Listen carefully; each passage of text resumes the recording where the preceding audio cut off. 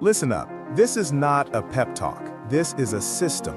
Consistency is the engine that turns tiny, boring actions into unstoppable results. Talent surprises once. Routine wins forever. Do the same smart work every day, and success stops being luck and becomes predictable. This audiobook will teach a disciplined playbook, rituals that remove choice, metrics that cut noise, and accountability that forces execution. Do it again. Do it daily. Do it better. If you follow the system, you will win. If you don't, you'll explain why you didn't. Chapter 1. Stop proving, start doing.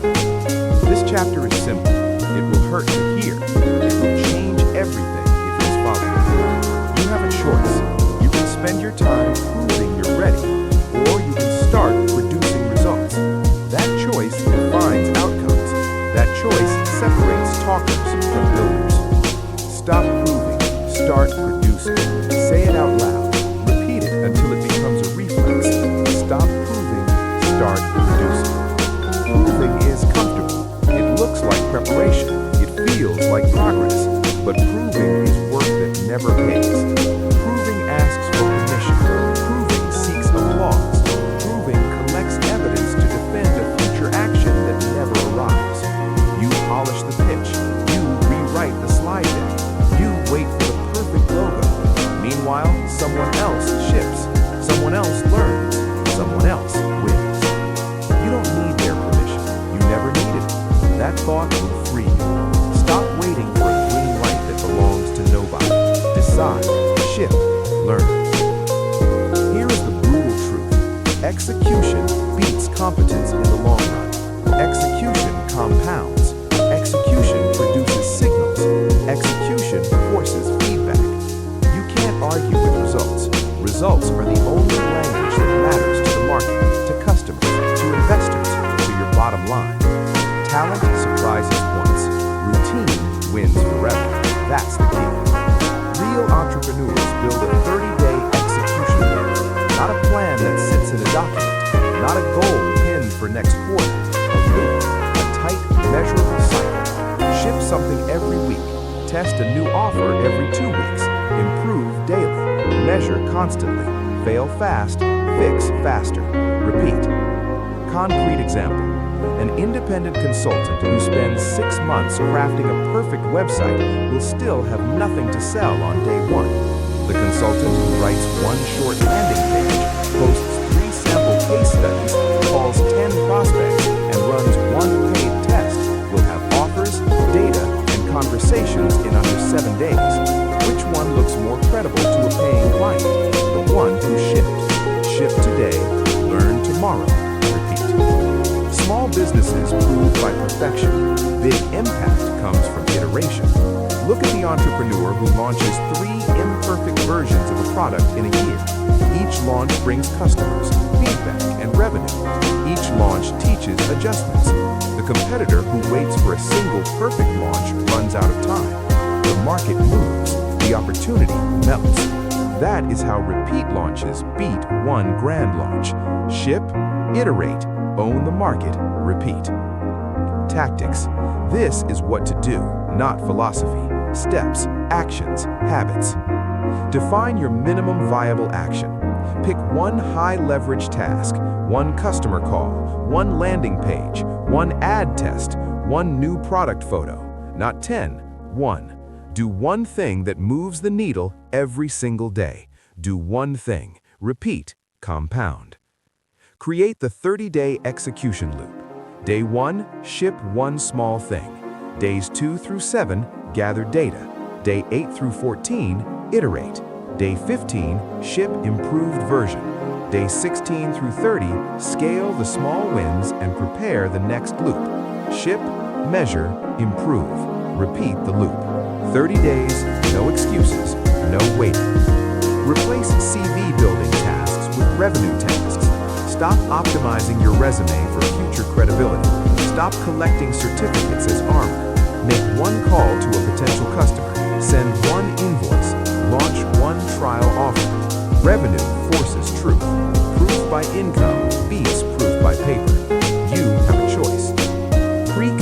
public accountability. Tell one person. Better, tell many. Post a simple daily update. A public streak beats private promises. When others are watching, you perform. Accountability converts intention into action. That is the key. Use a start ritual. Decide exactly how you will begin. A 2-minute checklist. Open the document at 9 a.m. Close notifications. 2 minutes. Then do the work. Ritual removes the question, am I ready? That question kills momentum. Cue, start, do, repeat. You will face objections. The inner critic will roar. It's not perfect. It won't represent me. I need more time. All lies. You have to argue back. The correct reply is, I will ship, I will learn, I will improve. Repetition beats hesitation. This is not about your image. It is not about other people's opinions. It's about outputs and outcomes. It's not about talent. It's about discipline. It's not about permission. It's about practice. It's not about excuses. It's about execution. Say those lines. Repeat them. Own them. Now, practical rules to avoid sabotage. Limit your polish time. Give yourself a 60-minute limit to make something presentable. If it's not customer ready after 60 minutes, shift the core and improve later. Perfection is the time sink. Discipline is the timer. Track one leading metric. Calls made, pages launched, tests run. Those numbers predict revenue more than vanity stats. Track them daily. Adjust based on trends, not noise. Automate the small decisions. Pre-decide your launch templates, pricing tiers, and refund policy. When the time to ship comes, decisions are no longer blockers. Decide once, execute forever. Schedule the attack. Block the time on your calendar like a meeting with a client. Guard it, protect it, respect it. Minutes mapped equal momentum made. That's the key. Transformation is simple, but not easy. The brain will prefer proving. The market rewards producing. Choose the market. Align your minutes. Align your rituals. Align your metrics. You have a choice. Choose to be a producer. Choose to be repeatable. Choose the system. That's the key. Now you must act. Today, right now. Pick one minimum viable action. Write it down. Block the time. Execute the action.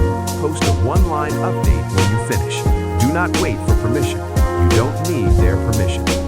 This chapter does two things. It breaks your habit of proving, and it gives you the exact loop to replace it. Stop proving, start doing. That loop is the engine for the whole book. It feeds every chapter that follows. You mastered the decision to stop proving. Now let's strip away the myth that you need motivation to execute. Chapter 2. Kill the motivation myth. You have a choice. You can wait for energy, or you can design action. Waiting is a gamble you always lose. Design is a guarantee you can control. Don't wait to feel it, build it in. Say it again. Repeat it until the idea is louder than your excuses. Don't wait to feel it, build it in. Motivation shows up occasionally. It leaves quickly. Motivation asks permission. Motivation compares conditions. Motivation limits outcomes. That's the problem. That's the trap. That's the myth. You don't need their permission. You never did. You don't need to be hyped. You don't need a perfect room. You need a system. You have a choice. Here's the truth in plain language. Willpower is not a strategy. Willpower is a resource. It drains, it depletes. You must stop treating willpower like an unlimited battery. Instead, build systems that do the heavy lifting for you. That's the key. Real entrepreneurs design triggers. They create rituals. They anchor actions to cues. They remove the question, am I motivated? Set the cue, start the work, finish the block, repeat. Concrete example. A founder blocks mornings every weekday for product work. The calendar shows the block. The calendar never begs. The calendar never feels. The calendar forces action. The founder shows up. Results follow. Simple, not glamorous, extremely effective. Another example. An author uses a 2-minute warm-up ritual. Open laptop, disable notifications, type 3 sentences. The ritual removes friction. The brain stops negotiating. The author writes. The page gets filled. Cue, do, repeat. No permission required. You have a choice. Either you let moods decide your schedule, or you make structure decide. Structure wins every time. Now the tactics. Real, usable tactics. No fluff. Do these tonight. Calendar block, like a contract. Put the work on the calendar as a meeting with yourself. Name it with urgency. Product sprint. Do not cancel. Treat it like a client call. Guard it. Protect it. If it's on the calendar, show up. That's a commitment device. That's a system. Anchor the start to an existing habit. After coffee, after morning walk, after prayer. Attach the new work to something you already do. Habits stack. Anchoring removes friction. Cue, do, repeat. No permission required. Use the 2-minute start rule. Work begins at 2 minutes. Open the document. Open the draft. Do 2 minutes. Then keep going. The resistance is highest before starting. 2 minutes collapses resistance. Start. Momentum follows. Create a visible cue, a physical cue, a sticky note, an open notebook, a prepared script. Visual triggers interrupt the autopilot of distraction. When you see the cue, you act. Don't wait to feel it, build it in. Time box the session. Set a firm block, 45 minutes, 90 minutes. Use a timer. Start the timer. Work until it rings. No distractions, no multitasking. Finish the block, measure the output, repeat. Pre-plan the first 3 concrete steps. Before the block begins, list the first 3 concrete steps. Not vague goals, not motivational slogans. Concrete steps. Step 1, step 2, step 3. Then start. The brain loves clarity. Clarity reduces willpower waste. Build accountability around the ritual. Tell one person you will do the block. Send a quick message when you start. Send a 1-line update when you finish. Public commitment increases completion rates. You have a choice. Make it public. Design the environment to remove decisions. Phone off, tabs closed, temptations out of reach. Make the default behavior equal to the productive behavior. When the environment pushes you toward work, you work. That's the point. That's the key. Listen to this. Systems beat mood. Rituals beat inspiration. It's not about motivation. It's about discipline. Repeat. It's not about motivation. It's about discipline. Now, let's get tactical with week design. Monday, deep work block for highest value tasks. Tuesday, customer calls or outreach block. Wednesday, creation block. Content, product, offers. Thursday, testing block. Run experiments and gather data. Friday, review block. Measure metrics, adjust the plan. Theme days protect focus. They convert motivation hunting into predictable production. You have a choice. Use theme days or be used by randomness. Expect resistance. Expect excuses. Expect clever reasons to delay. The mind will invent them. The mind will say, I'll do it when I feel it. Answer back with the ritual. Answer back with the schedule. Answer back with action. Use language that forces action. Say, I will begin at 9 a.m., not I might start later. Make no room for negotiation. Say, I will start now. Then start. Speak and do. That is discipline. Measure the right output. Not feelings, not energy. Output. Words written. Calls made. Tests launched. Measure leading indicators. Track them each day. Small signals predict bigger results. That's the key. Automate what you can. Templates, email scripts, launch checklists, SOPs. The fewer decisions you make in the moment, the more energy you save for creative execution. Decide once, execute forever. You don't need their permission to automate your success. Repeat after me. Don't wait to feel it, build it in. Cue, do, repeat. No permission required. You have a choice. Now, the final test. For the next 7 days, do this. Block 2 60-minute work sessions each weekday. Use the 2-minute start, pre-planned 3 steps. Send 1 public accountability update daily. Track 1 leading metric. Do it. No negotiation, no excuses. You have a choice. Transformation is not a feeling. Transformation is a set of repeated actions. That's the key. Repeat the ritual, build the engine, make motivation irrelevant. You learned to stop proving and start doing. You learned to make action inevitable. You built a system that does not wait for mood. You have a choice. Choose the system. You mastered the lesson that motivation is optional when design is intentional. Now, let's turn that design into daily habit. Chapter 3. Build a ritual, not a goal. You have a choice.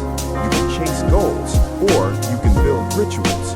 One creates pressure, the other creates progress.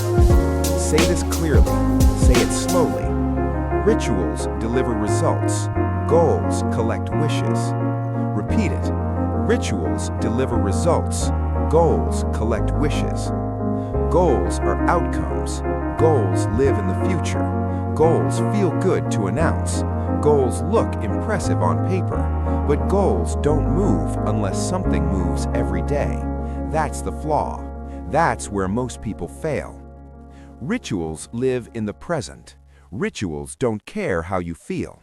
Rituals don't negotiate. Rituals show up daily and quietly compound results. That's the key. High performers don't obsess over the finish line. They obsess over the daily craft. Writers don't think about the book launch every morning. They write pages. Sales leaders don't fantasize about quarterly numbers. They make calls. Builders don't visualize success. They execute routines. Show up, do the work, improve by 1%. Say it again. Show up, do the work, improve by 1%. That is how compounding works. 1% sounds small. It isn't. 1% daily is domination over time. You have a choice. Choose compounding or choose excuses. Let's kill a dangerous belief right now. Goals do not create discipline. Rituals do. Goals create pressure spikes. Rituals create consistency. It's not about ambition. It's about structure. That's the key. Here's the truth most people don't want to hear. Goals without rituals create anxiety. You wake up thinking about how far away the goal is. You freeze. You procrastinate. Rituals remove distance. Rituals say, here is what to do next. That clarity creates momentum. You don't need their permission to stop goal chasing. You don't need approval to build rituals. You have a choice. Now, examples, clear ones.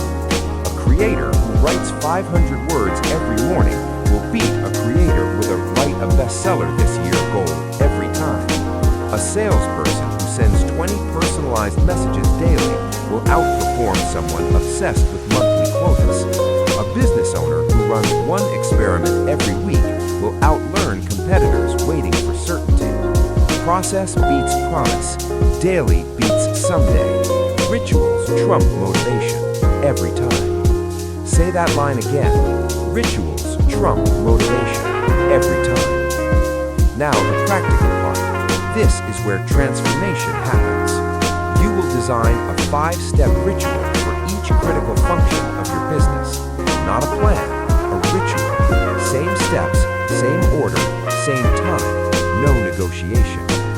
Critical functions are simple. Sales, product or service delivery, marketing or visibility.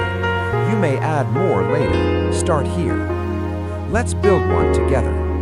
First, the structure of a ritual. A ritual has 5 parts: fixed time, fixed trigger, clear steps, measurable output, non-negotiable completion. Miss one part and the ritual collapses. Include all 5 and execution becomes automatic. That's the key. Now let's apply it. Sales ritual. Example. Fix time, 9 a.m. to 10 a.m. Fix trigger, open CRM or contact list. Clear steps. Step 1, review yesterday's notes. Step 2, send follow-ups. Step 3, make new outreach. Step 4, log outcomes. Step 5, prep tomorrow's list. Measurable output, number of contacts reached. Non-negotiable, complete the hour no matter what. Show up, do the work, improve by 1%. Product or service ritual. Example, fix time, 11 a.m. to 12:30 p.m. Fix trigger, open project dashboard. Clear steps. Step 1, review current task. Step 2, build or improve one component. Step 3, test it. Step 4, fix obvious issues. Step 5, document what changed. Measurable output, one completed improvement. Non-negotiable, ship something small. Rituals deliver results, goals collect wishes.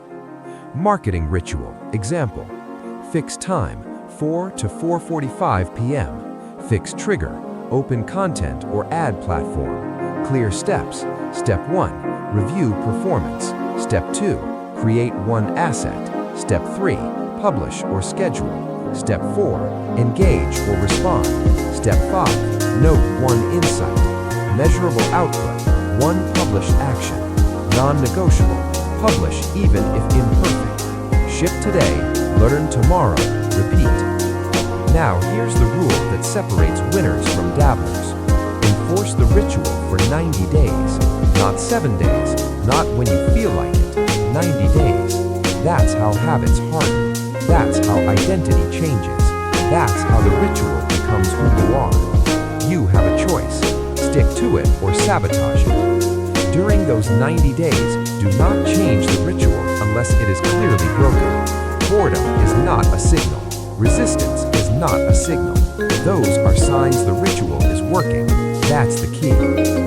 You don't optimize rituals in week 1. You enforce them. Discipline comes before refinement. Now the mental shift you must make. Stop asking, is this moving me closer to my goal? Start asking, did I complete the ritual today? That question changes everything. It moves you from outcome anxiety to process pride. It keeps you in motion. Motion creates clarity. Clarity creates confidence. It's not about confidence, it's about consistency. Say it. It's not about confidence, it's about consistency. Let's talk about why rituals beat goals psychologically. Goals trigger fear of failure. Rituals trigger focus. Goals live in comparison. Rituals live in completion. Goals inflate ego. Rituals build skill. Skill compounds. Ego collapses. Choose skill. You have a choice. Now guard your rituals. Protect the time. Remove distractions. Tell others it's non-negotiable. Treat it like oxygen. If you skip once, restart immediately. Do not spiral. Missed days happen. Quitters make them permanent. Ritual builders resume without drama. Rituals trump motivation every time. Say it one more time. Rituals trump motivation every time. This chapter locks in a new operating system. You stop chasing distant outcomes. You start executing daily crafts. You stop wishing. You start compounding. Rituals are how consistency becomes predictable success. They are the spine of discipline. Without rituals, everything collapses. You have a choice. Build rituals or chase wishes. You replaced goals with rituals. You built daily engines that produce results whether you feel like it or not. Now that you've locked in your rituals, it's time to protect the most limited resource they depend on. You mastered the discipline of process. Now let's talk about how to control the raw material of execution itself. Chapter 4. Systemize your minutes. You have a choice. You can let minutes leak, or you can make minutes work. One creates chaos, the other creates momentum. Say this clearly. Minutes mapped equals momentum made. Say it again. Minutes mapped equals momentum made. Most people don't fail because they lack talent. They fail because they waste minutes, not hours, minutes. Small, invisible losses that compound into weeks, months, and years of nothing shipped. That's the truth. That's the key. Time is not managed by intention. Time is managed by structure. If your minutes are not mapped, someone else will spend them for you. Notifications, meetings, requests, distractions. You don't need their permission to take control of your time. You have a choice. Chaos feels busy. Structure produces output. Entrepreneurs who win don't magically have more time. They have fewer decisions about time. They systemize it. They block it. They defend it. Protect the block. Respect the clock. Let's be clear. Your calendar is not a suggestion. Your calendar is a weapon. Used correctly, it forces consistency. Used poorly, it exposes priorities you don't want to admit. Here's the uncomfortable truth. Show me your calendar, and I'll show you your future. That's the key. Now, the examples. High-output creators block creation time every single day. Same hours, same blocks. They don't find time, they decide time. Teams that ship consistently use theme days. Monday for planning, Tuesday for creation, Wednesday for testing, Thursday for optimization, Friday for review. No confusion, no overlap. Execution accelerates. Businesses that launch often are not more inspired, they are more scheduled. They guard minutes like inventory. They don't let meetings eat creation. They don't let admin bleed into focus. Protect the block, respect the clock. Contrast that with chaos operators. No clear blocks, constant interruptions, reactive schedules, end-of-day exhaustion with nothing concrete shipped. Busy, tired, stuck. You have a choice. Let's fix this with a system, a simple one, a repeatable one. You will create a daily minute map. A minute map is not a to-do list. A minute map is a structural blueprint for your day. It assigns categories to time, not tasks, categories. There are only 3 categories that matter: focused work, admin and communication, learning and review. Everything fits somewhere. If it doesn't belong. Minutes mapped equals momentum made. Now, build it. Step 1. Define your focused work blocks. Focused work is revenue, creation, and leverage. Sales, product, marketing, writing, building. These blocks must come first. Not after emails, not after messages. First. Block 2 to 4 hours per day, broken into chunks if needed. These blocks are sacred, non-negotiable. No meetings, no calls, no scrolling. Protect the block, respect the clock. Step 2. Contain admin. Admin expands to fill the day if you let it. So you don't let it, you cage it. Emails, messages, invoices, scheduling. Limit it to 1 or 2 short blocks per day, 30 to 60 minutes. That's it. When the block ends, admin ends. This is discipline. It's not about efficiency, it's about containment. Step 3. Schedule learning deliberately. Learning without application becomes procrastination. Schedule learning after execution. End of day, short blocks, 20 to 30 minutes. Apply one insight the next day. If learning doesn't feed action, it's noise. Step 4. Insert buffers. Life happens. Systems that ignore reality break. Add buffer minutes between blocks, 5 to 10 minutes. Breathe, reset, transition cleanly. Step 5. Lock it in writing. Write your daily minute map. Same structure each weekday. Same blocks, same order. Variation kills habits. Consistency builds identity. Map the minute, guard the block, ship the work. Now let's talk about leaks, because leaks are where ambition dies quietly.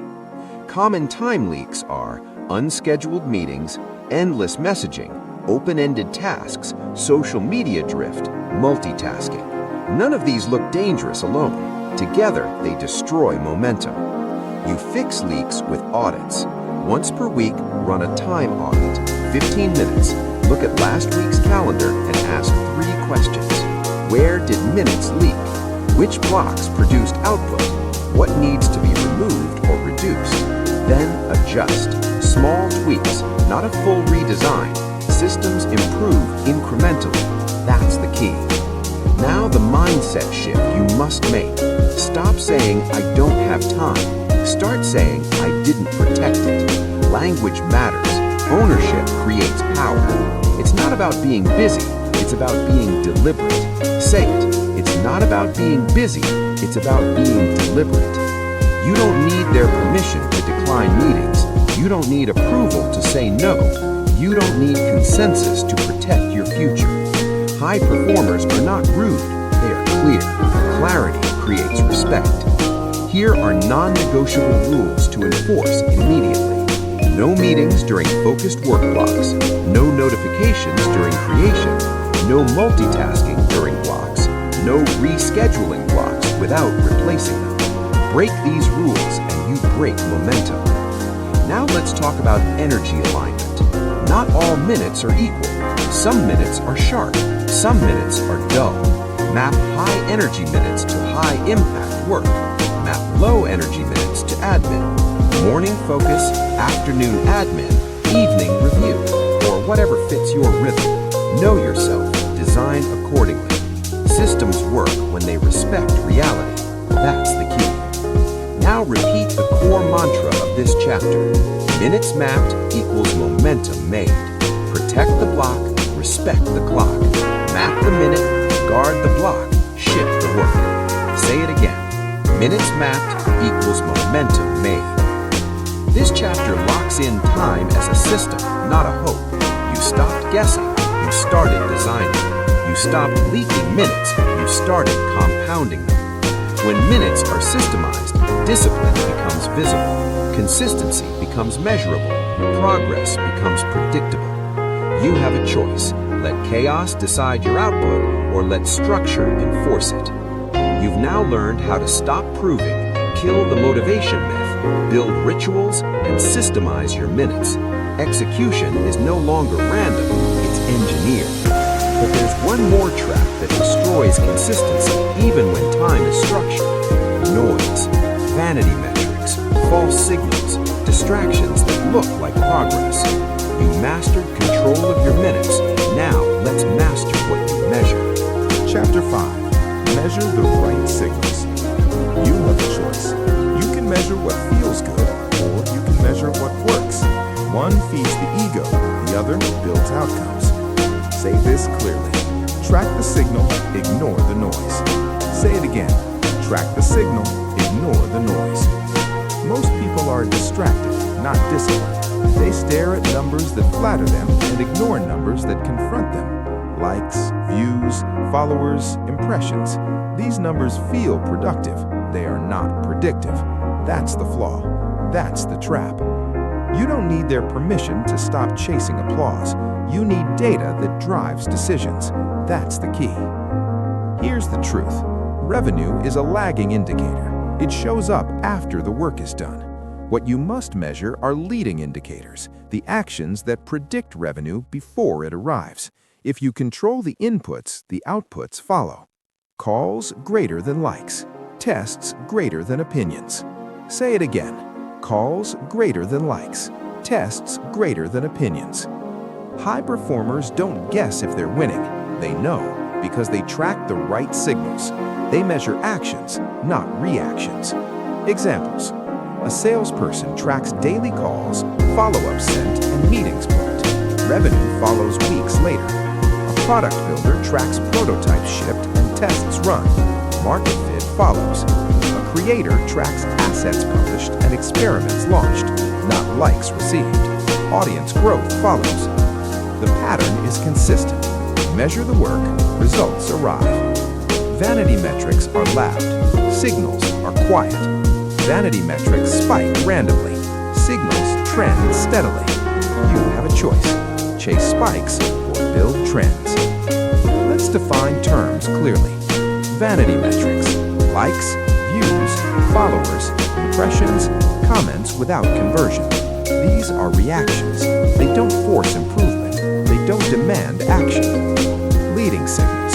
Sales calls made, follow-ups completed, offers sent, experiments run, assets shipped. These are behaviors. They create leverage. They are controllable. Track the signal, ignore the noise. Now the system. You will track 3 leading metrics per month. Not 10, not 20, 3. More metrics dilute focus. Focus multiplies execution. Why 3? Because 3 is enforceable. 3 is memorable. 3 allows daily action and weekly review. That's the key. Step 1. Choose your 3 metrics. Ask one question. If these numbers go up consistently, will results follow? Examples: sales, calls made, follow-up sent, and meetings booked. Product, features shipped, tests run, bugs resolved.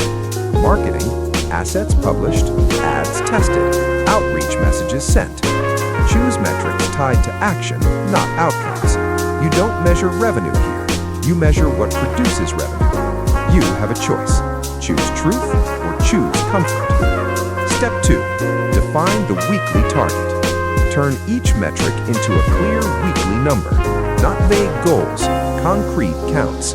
Example: 50 sales calls per week, 5 experiments shipped per week, 7 content assets published per week. Numbers remove ambiguity. Ambiguity kills discipline. Step 3. Report weekly, not daily. Daily tracking can become noise. Weekly reporting reveals trends. Pick one day, same day, each week. Review the numbers. No emotion, no excuses, just data. Ask, are the numbers trending up, flat, or down? That's the key. Step 4. Adjust based on trend, not spikes. One good day means nothing. One bad day means nothing. Trends mean everything. If the metric is trending up and results are improving, keep the system. If the metric is trending up but results are flat, adjust quality. If the metric is trending down, fix consistency first. One metric, one decision, one action. Say it. One metric, one decision, one action. Step 5. Make it visible. Put the metric somewhere you see daily. A whiteboard, a dashboard, a notebook. Visibility creates accountability. Hidden metrics get ignored. Now let's talk about discipline under measurement. Measurement exposes truth. Truth creates discomfort. Discomfort creates growth if you stay with it. Most people quit measurement because it reveals inconsistency. They'd rather feel productive than be productive. That's the flaw. You must lean into the data. Numbers are not judgment. Numbers are instructions. If calls are low, make more calls. If tests are low, run more tests. If assets are low, publish more assets. Simple, not easy. That's discipline. It's not about confidence, it's about consistency. Say it again. It's not about confidence, it's about consistency. Now some rules to protect the system. Never change metrics mid-month unless they are clearly wrong. Never add metrics impulsively. Never celebrate vanity spikes. Never hide from the data. Break these rules and the system collapses. Here's how teams use this to move faster. Weekly signal meetings. 10 minutes, each person reports 3 numbers. No stories, no excuses, just counts. Then one decision, then one action. That's it. Execution accelerates because debate disappears. Opinions fade. Data leads. Calls greater than likes. Tests greater than opinions. You don't need their permission to run your business on signals instead of ego. You have a choice. Now internalize this shift. Stop asking, how do I feel about progress? Start asking, what do the signals say? Feelings lie. Signals inform. That's the key. Let's anchor the core message. Track the signal, ignore the noise. One metric, one decision, one action. Calls greater than likes. Tests greater than opinions. Repeat it until it's automatic. This chapter locks measurement into the system. You now know how to see progress before it pays. You replaced guessing with data. You replaced ego with evidence. Consistency becomes visible when the right signals are tracked. Predictable success follows predictable behaviors. You have a choice: measure applause or measure actions. You've learned to stop proving, kill the motivation myth, build rituals, systemize minutes, and measure signals. The machine is almost complete, but there's still one enemy left: decision fatigue. Too many choices, too many debates, too much thinking. You mastered what to measure. Now let's remove the decisions that slow you down. Chapter 6. Automate the hard decisions. You have a choice. You can think all day, or you can execute all day. One drains you, the other builds you. Say this clearly. Decide once, execute forever. Say it again. Decide once, execute forever. Most people think discipline is about willpower. It's not. That's the flaw. Discipline is about decision scarcity. The fewer decisions you make in the moment, the more energy you have to execute. That's the key. Every decision costs energy. What to work on, how to respond, what price to charge, when to launch, what to say yes to, what to say no to. By noon, most people are mentally exhausted, not from work, but from choosing. You don't need their permission to stop exhausting yourself. You need systems that decide for you. High performers don't rely on willpower. They rely on rules. They automate choices. They eliminate debate. They turn thinking into structure. SOPs save time. Templates save judgment. Say it again. SOPs save time. Templates save judgment. Here's the truth. If you decide the same thing more than twice, it should become a rule. Repetition without automation is self-sabotage. Look at real operators. A business with pricing rules doesn't debate discounts on every call. A team with SOPs doesn't reinvent processes every week. A creator with templates doesn't stare at a blank page. Execution speeds up because thinking slows down. Decide once, execute forever. Let's break this down. Decision fatigue kills consistency. Consistency is the engine of predictable success. So anything that drains decisions must be removed or automated. You have a choice: build rules or burn energy. Now the examples. A sales team creates a pricing playbook. Clear tiers, clear boundaries, clear exceptions, no improvising. Deals close faster. Confidence increases. Energy stays high. A content team uses templates for hooks, structures, and CTAs. No creative paralysis. Output increases. Quality improves through iteration. An operations team documents SOPs for onboarding, fulfillment, and support. No confusion, no bottlenecks, fewer mistakes, faster execution. Rule-based systems scale. Opinion-based systems stall. That's the key. Now the tactic. This is where transformation becomes permanent. You will convert frequent decisions into rules. Then you will commit them to paper, not memory, paper. Step 1. Identify decision drains. List decisions you make repeatedly. Pricing negotiations, client onboarding steps, content publishing standards, refund handling, lead qualification, feature prioritization. If it repeats, it qualifies. Step 2. Create simple if-then rules. Rules must be clear, binary, and actionable. Examples. If a lead meets criteria X, then send offer A. If a client requests a discount, then respond with script B. If content performs below benchmark, then test new hook. If a task takes more than 30 minutes, then template it. No debating, no rethinking. Rule it, don't argue it. Say it. Rule it, don't argue it. Step 3. Document the rule. Write it down in a shared doc, in a notebook, in a system. Rules that live in your head don't protect you when you're tired. Documentation is discipline externalized. That's the key. Step 4.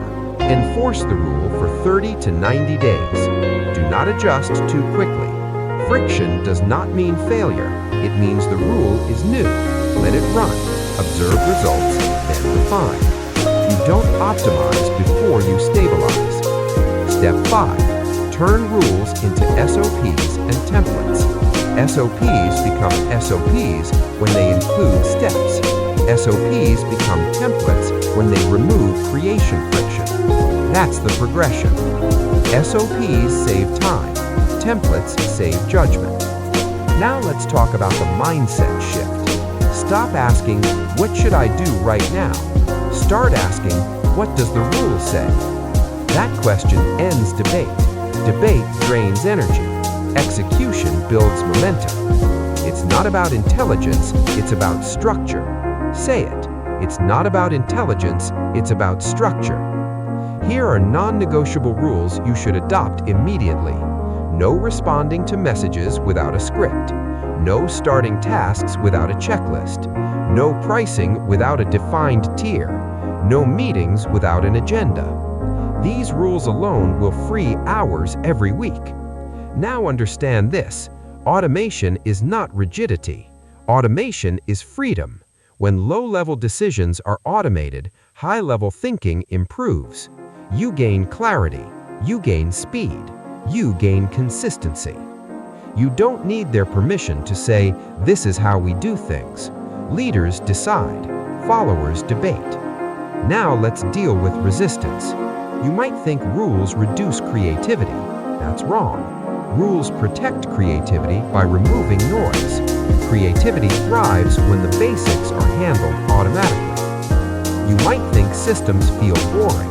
They are. Boring is good. Boring compounds. Excitement spikes and crashes.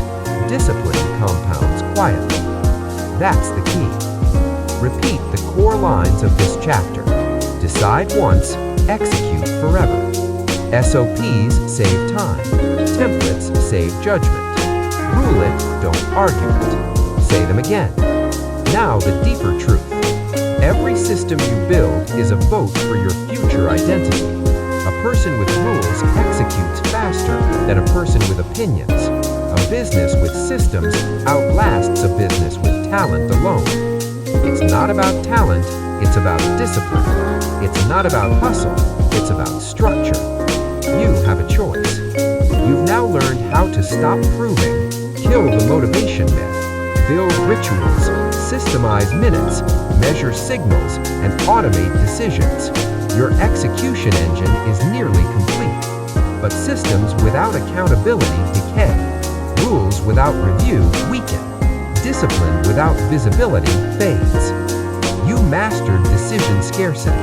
Now let's lock it in with pressure that sustains performance. Chapter 7. Accountability is a habit, not a meaning. You have a choice. You can hide from the truth, or you can make the truth visible. One protects your ego, the other builds results. Say this clearly. Accountability every week beats excuses every month. Say it again. Accountability every week beats excuses every month. Most people treat accountability like an event, a meeting, a quarterly review, a dramatic reset after months of drift. That's the flaw. Accountability only works when it's boring, frequent, and unavoidable. That's the key. Meetings don't create accountability. Habits do. Rituals do. Visibility does. You don't need their permission to be accountable. You need a system that exposes your actions consistently. Here's the truth. People do what gets measured and seen. When progress is visible, behavior changes. When progress is private, excuses multiply. High performers understand this. They don't rely on willpower. They rely on exposure. Founders who post daily streaks don't do it for applause. They do it because visibility forces consistency. Creators who publish weekly don't wait for perfection. They report progress. They adapt fast. They win. Report it, repeat it, improve it. Say it again. Report it, repeat it, improve it. Private planning feels safe. Public reporting feels risky. Risk produces focus. Focus produces output. You have a choice. Be comfortable or be consistent. Now let's break down accountability correctly. Accountability is not punishment. Accountability is feedback. It shortens the loop between intention and reality. When the loop is short, correction is fast. When the loop is long, drift becomes collapse. That's why weekly beats monthly, daily beats weekly, frequency beats intensity. Accountability every week beats excuses every month. Now the examples. A founder posts a daily Day X update. One line on what was shipped. No explanations, no stories, just facts. The streak continues because breaking it feels visible. A business owner runs a 10-minute weekly check. 3 numbers, 3 wins, 3 fixes. No slides, no drama. Execution improves because excuses have nowhere to hide. A creator publishes every week, even when imperfect, especially when imperfect. The audience becomes the accountability layer. Output increases, feedback improves, direction sharpens. Accountability doesn't need an audience of millions. It needs one witness, one platform, one habit. You don't need their permission to be seen trying. Now the tactics. Simple, enforceable, effective. Option 1, the public streak. Choose one action that must happen daily or weekly. Publishing, outreach, creation, testing. Pick one.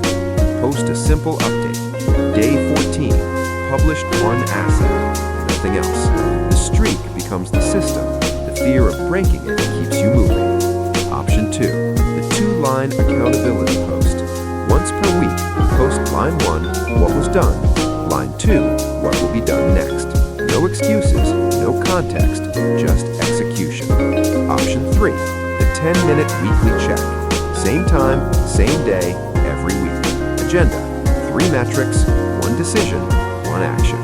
10 minutes, then done. Accountable today, unstoppable tomorrow. Say it again. Accountable today, unstoppable tomorrow. Now some rules to make accountability work. Keep it short, long reviews turn into therapy. Keep it factual, stories hide failure. Keep it consistent, skipped reviews equal drift. Keep it visible, hidden accountability dies. Break these rules and accountability becomes performance theater. Now let's deal with resistance. You might think public accountability is attention-seeking. It's not. It's discipline-seeking. You might think it's embarrassing. Good. Embarrassment sharpens focus. Comfort dulls it. It's not about validation. It's about visibility. Say it. It's not about validation. It's about visibility. You might think you need the right partner or group. You don't. Start now. Use what you have. Momentum prefers imperfect systems over perfect plans. You have a choice. Now integrate accountability into what you've already built. You have rituals, you have time blocks, you have metrics, you have rules. Accountability is the glue. It holds the system together. Without accountability, rituals weaken, metrics get ignored, rules get bent. With accountability, everything tightens. That's the key. Here's the identity shift. Stop saying, I'll hold myself accountable. Start saying, my system makes my actions visible. Self-accountability is fragile. System accountability is durable. Accountability every week beats excuses every month. Repeat the core lines of this chapter. Record it, repeat it, improve it. Accountable today, unstoppable tomorrow. Say them again. Accountable today, unstoppable tomorrow. This chapter locks consistency into place. Progress is no longer private. Drift is no longer invisible. You are forced to face your actions, not your intentions. You have a choice: hide or report, drift or improve. You now know how to execute, schedule, measure, automate, and expose your progress. But execution alone is not enough. Speed alone is not enough. There's still one skill that separates amateurs from professionals: the ability to fail correctly. You mastered accountability. Now let's master how to fail without breaking momentum. Chapter 8. Fail fast, repeat slower. You have a choice. You can fear failure, or you can use it. One delays progress, the other accelerates mastery. Say this clearly. Fail fast to find the win. Repeat slow to own it. Say it again. Fail fast to find the win. Repeat slow to own it. Most people fail the wrong way. They fail slowly. They cling to bad ideas. They protect sunk costs. They avoid the data that would set them free. That's the flaw. That's the trap. Failure is not the enemy. Uncontrolled failure is. Discipline teaches you how to fail quickly, cleanly, and usefully. That's the key. You don't need their permission to test ideas. You don't need approval to stop what isn't working. You need a system that separates learning from attachment. Here's the truth. Speed of learning determines speed of success. The faster you learn, the faster you adapt. The faster you adapt, the harder you are to beat. Fail to learn. Repeat to master. High performers don't guess, they test. They run small experiments. They expose ideas to reality early. Reality gives feedback. Feedback creates advantage. Test hard, then polish forever. Say it again. Test hard, then polish forever. Now let's talk examples. A product team launches a stripped-down version of a feature to 50 users. It's not perfect. It's intentional. Usage data reveals what matters. The unused parts are cut. The used parts are refined. The product improves faster than competitors building in secret. A marketer runs 5 small ad tests instead of 1 massive campaign. 4 fail. 1 works. The winner is scaled carefully. Costs drop, conversions rise. That single win pays for the failures. A creator tests hooks, formats, and posting times aggressively. Most underperform. A few resonate. Those are repeated slowly, consistently, with incremental improvements. Audience growth becomes predictable. Fail fast to find the win. Repeat slow to own it. Now understand this distinction clearly. Failing fast is about exploration. Repeating slow is about exploitation. Exploration finds opportunity.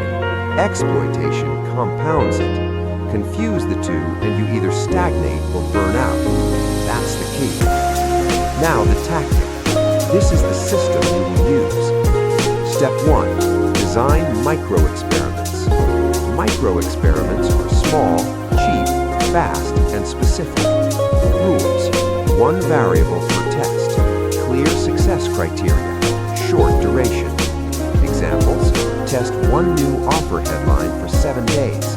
Test 1 pricing tier with 10 prospects. Test 1 content format for 5 posts.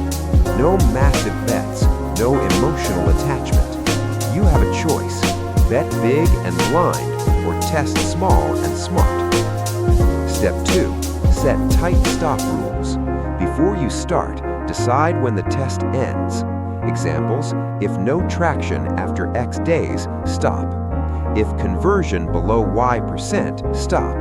If engagement flat after Z attempts, stop. Stop rules protect energy. Stop rules prevent ego from hijacking decisions. Rule it, don't argue it.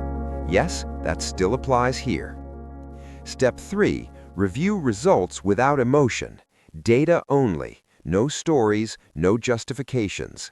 Ask, what worked? What didn't? What surprised me? Failure here is information. Information is progress.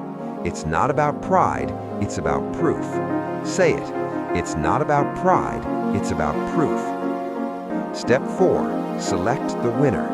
Not the most exciting idea, the one that worked. If nothing worked, that's still a win. You eliminated paths that don't pay. You saved time. You gained clarity. Fail fast to find the win. Step 5. Build the repeat plan. Now you slow down. Take the winner and build a 30-90-day repeat loop. 30 days, repeat the exact process. Remove obvious friction. stabilize output. 90 days, improve quality by small margins, optimize efficiency, build systems and templates. This is where mastery is built. Repetition with intention. Test, stop, scale, repeat. Say it again. Test, stop, scale, repeat. Most people make this mistake. They either test forever or scale too early. Testing forever creates chaos. Scaling too early locks in weakness. Discipline is knowing when to switch modes. Fail fast, repeat slow. Now let's talk mindset, because this is where people break. Failure feels personal when identity is attached to ideas. Detach identity from outcomes. Attach identity to process. Say this internally. I am not my ideas. I am my execution. That's the key. When failure is no longer personal, learning accelerates. When learning accelerates, confidence grows. Quietly, legitimately. You don't need their permission to abandon bad ideas. Sunk costs are lies the ego tells to avoid admitting reality. It's not about persistence, it's about precision. Say it. It's not about persistence, it's about precision. Now guard against the opposite extreme. Once you find a winner, stop tinkering endlessly. Repetition is boring, that's why it works. Mastery is built through disciplined sameness with incremental improvement. Show up, do the work, improve by 1%. Yes, that lesson still applies. Here are rules to enforce immediately. Never scale an untested idea. Never test without stop rules. Never repeat without a review loop. Never abandon a proven winner prematurely. Break these rules and momentum collapses. Now integrate this with what you already built. Your rituals create daily execution. Your minute map protects time. Your metrics show signals. Your rules remove decision fatigue. Your accountability keeps pressure on. Failing fast plugs into the system. Repeating slow locks in advantage. That's how consistency turns into dominance. You have a choice. Be fragile and emotional, or be disciplined and adaptive. Repeat the core lines of this chapter. Fail fast to find the win. Repeat slow to own it. Test hard, then polish forever. Test, stop, scale, repeat. Say them again. This chapter teaches you how to fail without breaking momentum and how to win without getting sloppy. You no longer fear failure, you weaponize it. But even with the perfect system, there's still a threat that can quietly destroy everything. Distraction, noise, constant interruption. You mastered how to test and repeat. Now let's protect the most valuable resource that makes all of this possible: your attention. Chapter 9. Protect attention as currency. Everything you want flows through one bottleneck: attention. Not time, not talent, not motivation. Attention. Money is renewable. Attention is not. Once spent, it's gone. That's why the highest performers guard it harder than cash. Say this clearly. Attention is currency. Spend it wisely. Say it again. Attention is currency. Spend it wisely. Most people go broke in attention before they ever go broke in money. Notifications steal it. Meetings leak it. Endless scrolling drains it. And the damage is invisible until output collapses. This is the silent killer of consistency. You don't lose momentum because you're lazy. You lose momentum because your attention is fragmented. Fragmented attention produces shallow work. Shallow work produces weak results. Deep work wins. Shallow work drains. Say it again. Deep work wins. Shallow work drains. High performers understand this truth early. Focus is not found, it is defended. They don't react to the day, they design it. They don't answer everything, they answer intentionally. They don't confuse being busy with being effective. Attention is treated like capital, invested where returns compound, cut where returns are low. Now look at the example. Founders who schedule deep work consistently outperform founders who live in inboxes and chat apps. Why? Because strategy, creation, and problem solving require uninterrupted thinking. Batching communication changes everything. Emails are answered twice a day, not 20 times. Messages are grouped, not scattered. Meetings are capped, not endless. The result? Clear thinking, faster execution, better decisions. Protect the block, respect the clock.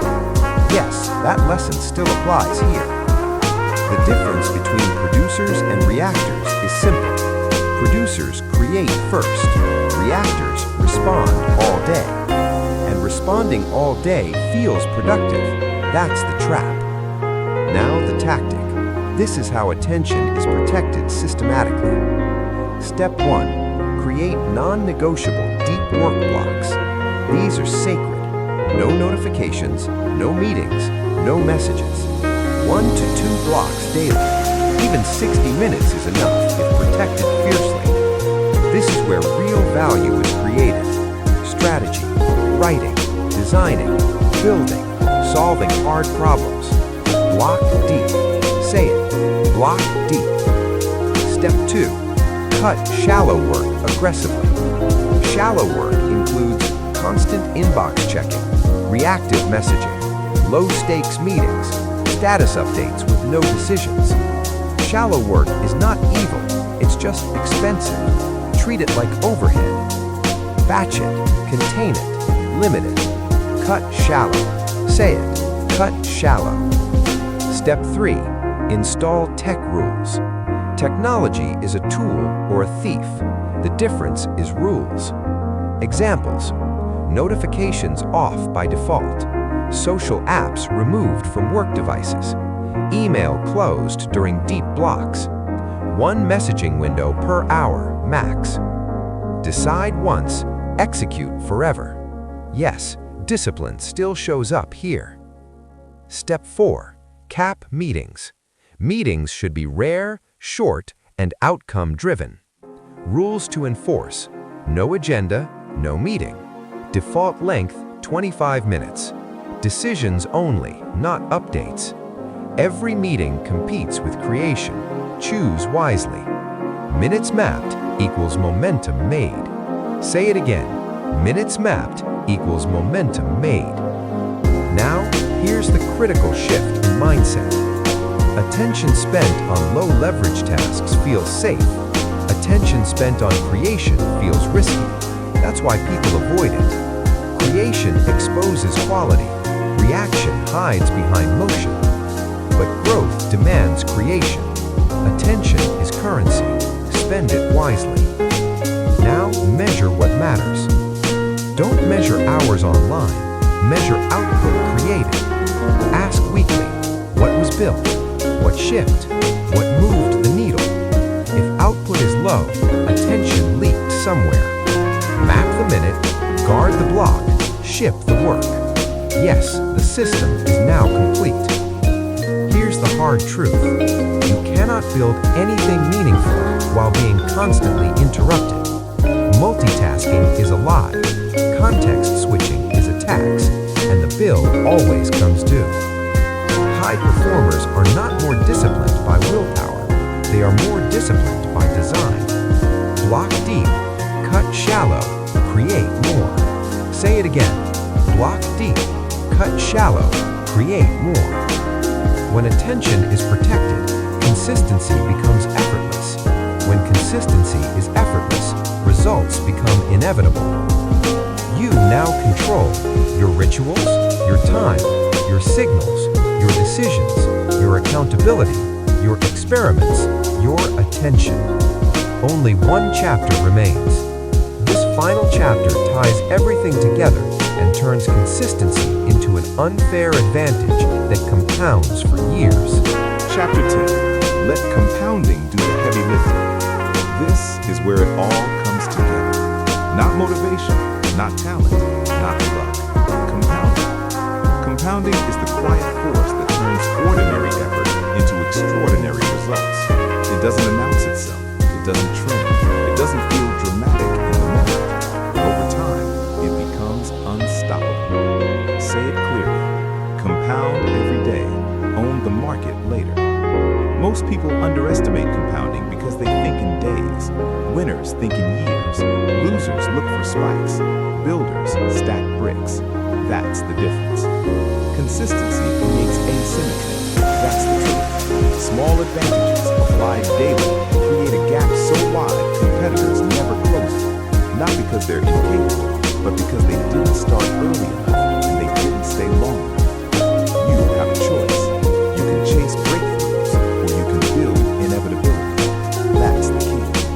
Compounding doesn't care about your mood. It doesn't care about your confidence. It only responds to repetition.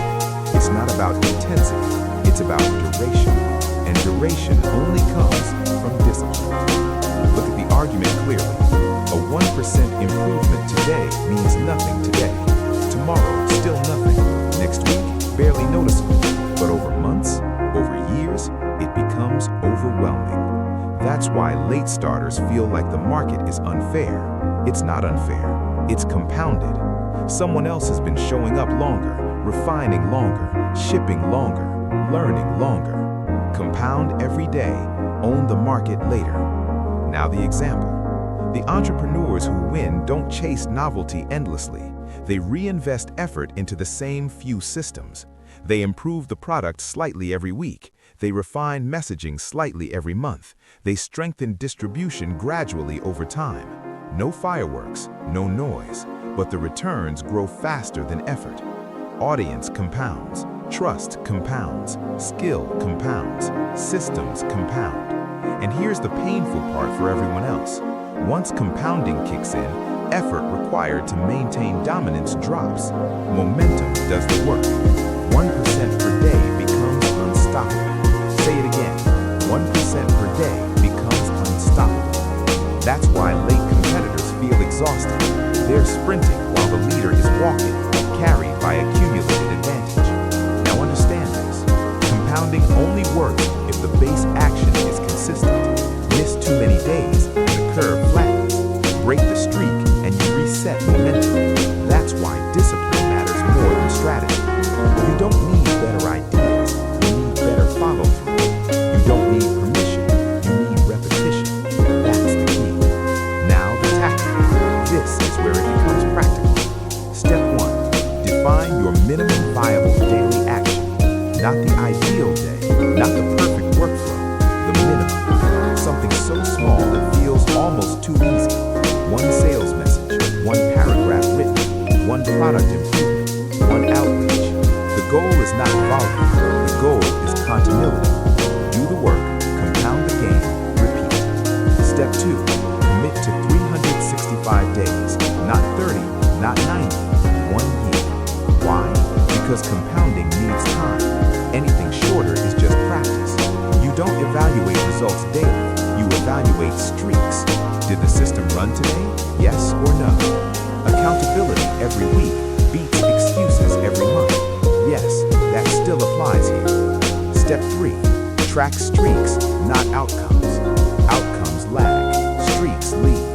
You track days executed, rituals completed, systems run.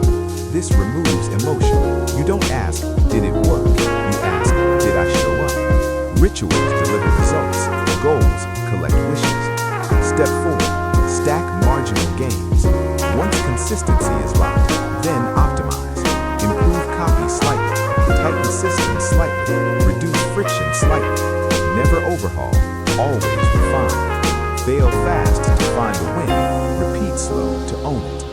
That principle now becomes permanent. Step 5. Let boredom become your advantage. This is where most people quit. When things feel repetitive, when excitement fades. That's when compounding starts working hardest. Boredom is a signal that the system is stable. Stability is where leverage is born. You don't need novelty, you need longevity. Now listen carefully. This is not about grinding harder, it's about trusting the math. Small actions multiplied by time beat big actions done inconsistently.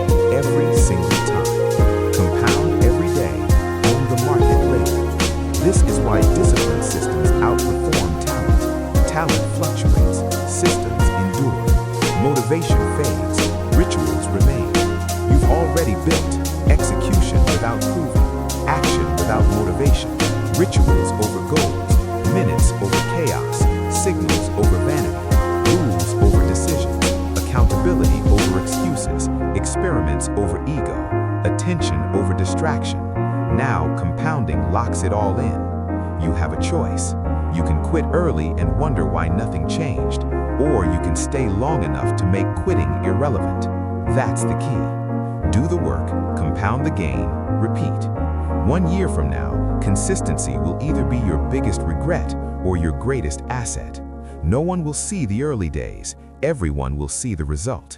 You don't need their permission. You only need to start and then not stop. This is the entrepreneur's discipline system, and discipline applied daily always wins. Everything in this book reduces to one operating truth. Predictable success is not magic. It's a machine you build with repeated, disciplined action. Choose one system right now, ritual, metric, or minute map, and run it without excuses for 30 days. Protect your attention, automate the decisions, measure the right signals, and make accountability non-negotiable. Fail fast to learn, then repeat the winners until they become unstoppable. If discipline is the muscle, consistency is the habit that grows it. Here's the challenge. Pick that one system, commit to it for the next 30